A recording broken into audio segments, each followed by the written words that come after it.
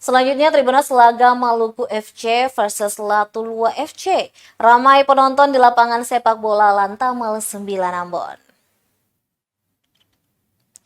Laga Maluku FC versus Latulua FC pada putaran Liga 3 Maluku.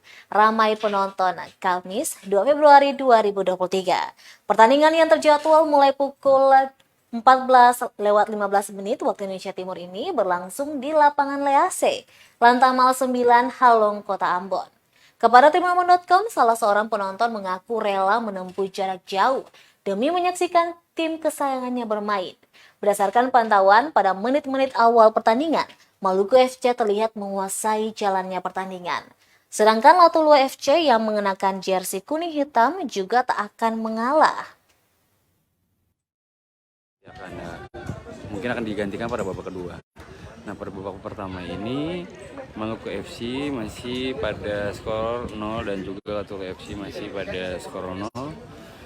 Maluku FC mengenakan pada jersey kebanggaan mereka yang berwarna merah, sedangkan Latulua FC yang berada pada sisi. Mereka menghindari panasnya terik matahari karena kick off ini berlangsung sekitar jam 2:30 di mana matahari sedang panas-panasnya. Para penonton menghindari tribun yang tidak beralasan. Terima kasih sudah nonton. Jangan lupa like, subscribe, dan share ya.